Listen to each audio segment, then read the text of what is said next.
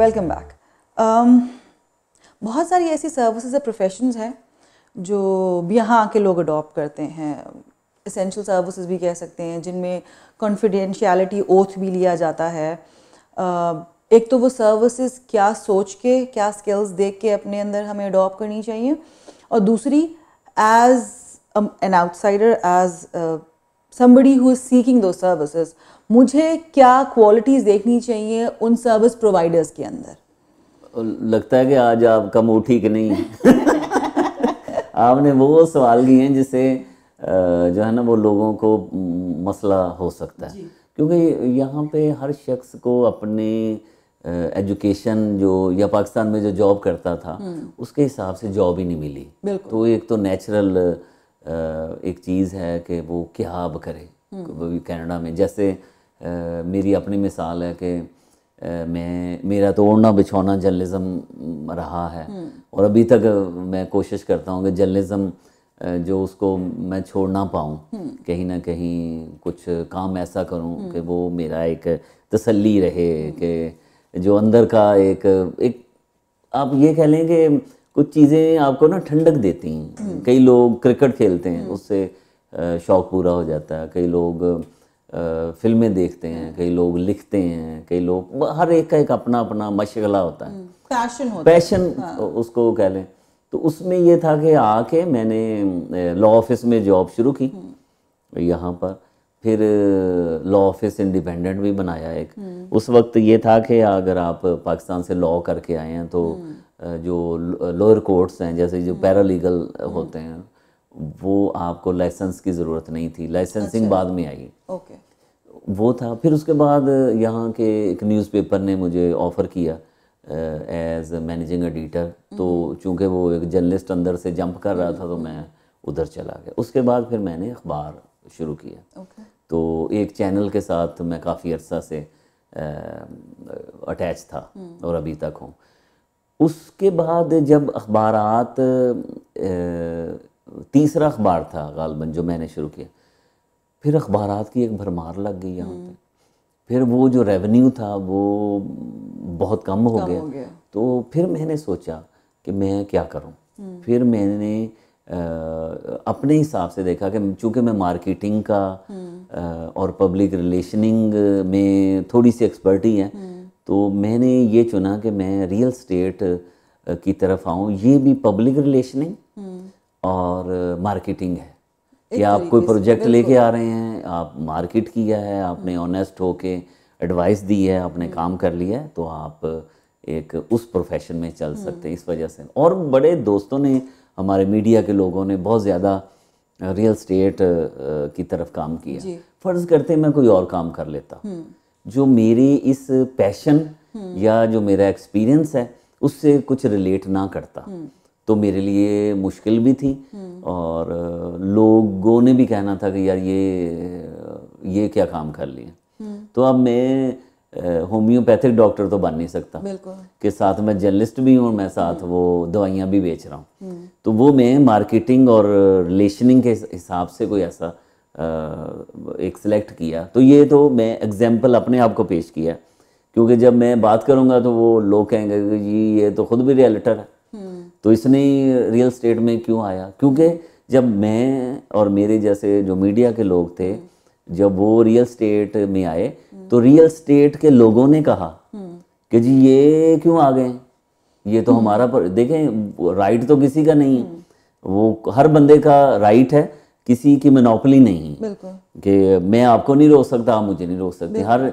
लेकिन ये होता है कि आपने एज बिजनेस लिया या आपने अपनी एक्सपर्टी को उस प्रोफेशन में यूज़ किया, तो आप कामयाब भी हो सकते हैं। हमारे बहुत ज़्यादा दोस्त जो मीडिया के रियल स्टेट में आए हैं बहुत कामयाब हैं, अच्छे पैसे बना रहे हैं, अच्छा नाम बना रहे हैं।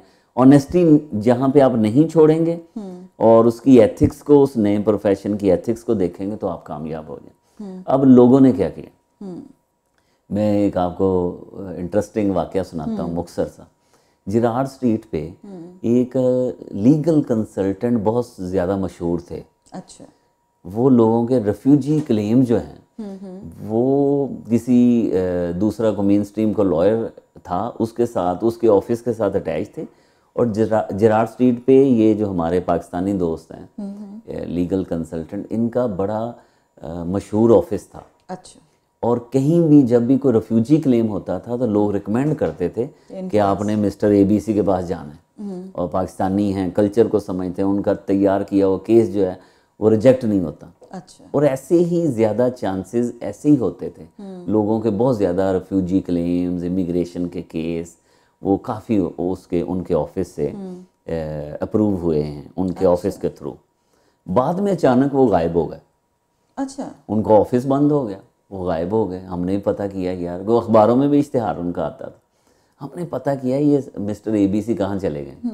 और बाद में जब थोड़ी सी तहकीक की और वहाँ कुछ सोर्सेज ने बताया कि वो तो खुद रेफ्यूजी आए थे। ओके। उनका अपना रेफ्यूजी का केस डिक्लाइन हो चुका था और डिपोर्ट हो चुके हैं। ओए होए।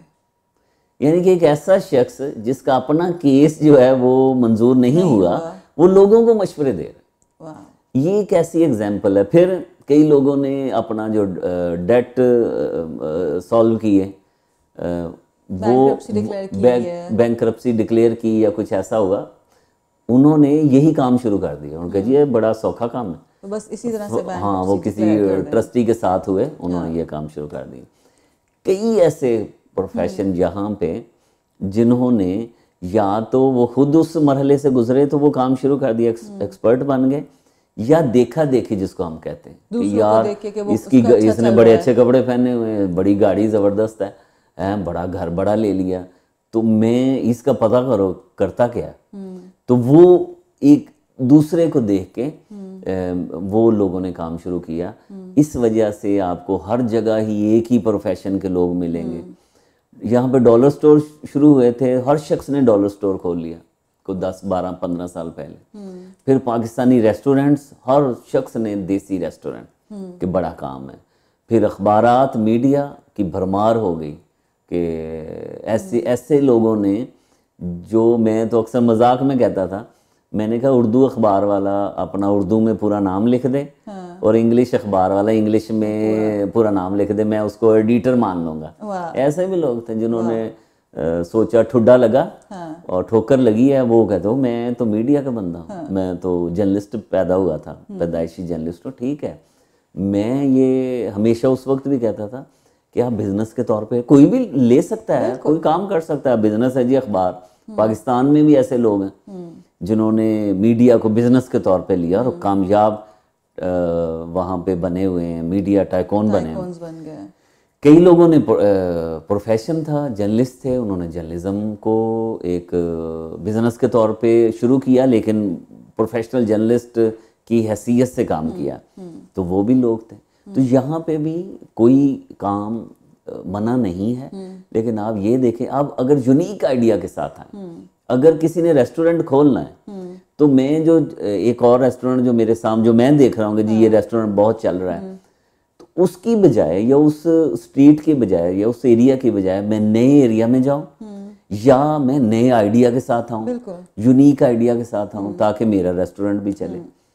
ये जो है कि जी वो क्या काम कर रहे हैं, मैं क्या काम करना चाह रहा हूँ, और फिर 4 लोग अगर किसी को जानते हैं, उनकी तहकीक शुरू कर देनी कि यार ये मैं क्यों नहीं काम कर सकता। हर शख्स हर काम कर सकता है, लेकिन अपनी खूबियाँ देखें, उसमें आप ज़्यादा कामयाब हो सकते हैं। अच्छा, इसमें वो पार्ट रह गया कि जैसे कुछ ऐसे प्रोफेशंस हैं जिनके साथ हम अपनी बहुत पर्सनल इन्फॉर्मेशन शेयर करते हैं, कॉन्फिडेंशियल इन्फॉर्मेशन शेयर करते हैं।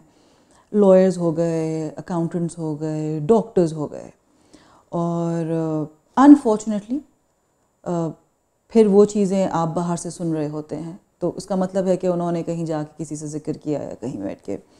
मैंने विटनेस भी किया है बहुत से लोगों को बातें करते हुए, दूसरे लोगों के बाकायदा नाम लेके बताते हैं कि वो, तो एथिकली गलत है, मॉरली गलत है, प्रोफेशनली भी गलत है। अब उस केस में क्या हो?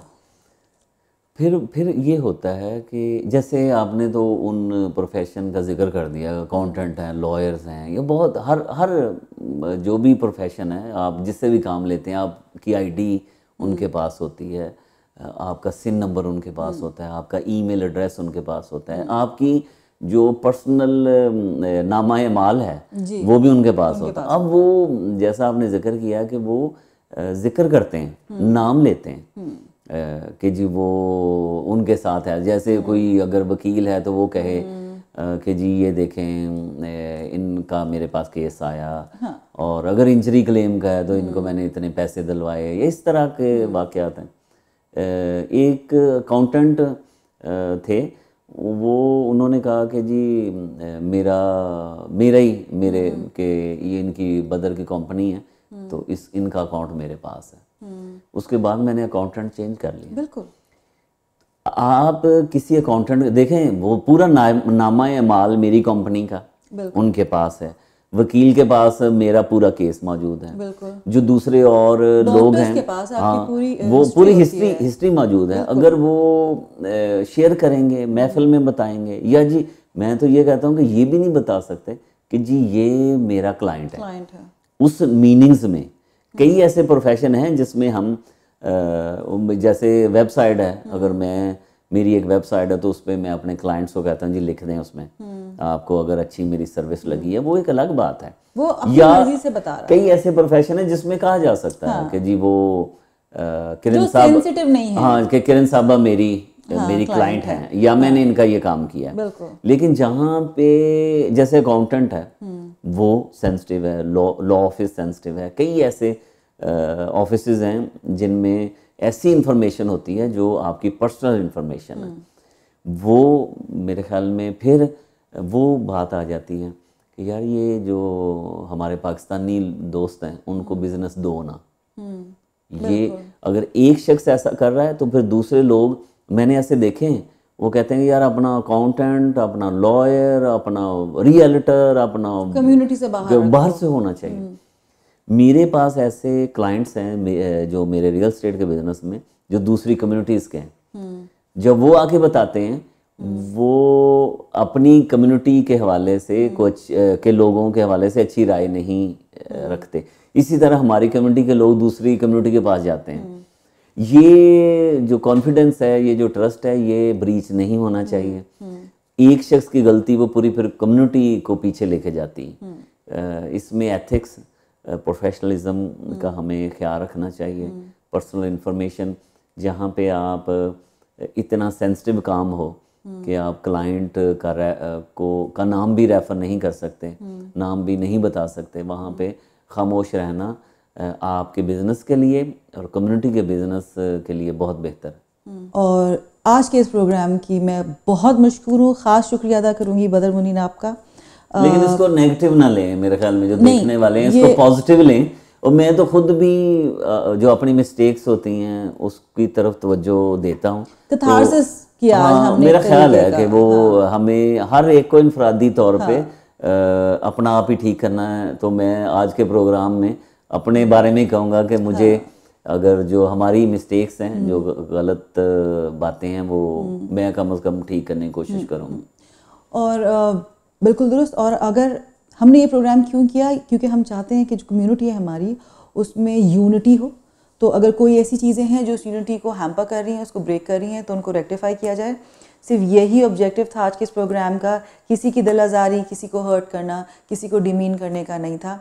उम्मीद करते हैं आपको हमारा प्रोग्राम पसंद आया होगा। डू कॉल अस एट 416-500-2424 पे। और repeat telecast Tuesday 1 PM, Saturday 7 PM live देख रहे हैं आज हमको आप, मंडे 7 PM। खुश रहिए, आबाद रहिए और अपने आसपास के लोगों का ख्याल रखिए। अस्सलाम वालेकुम।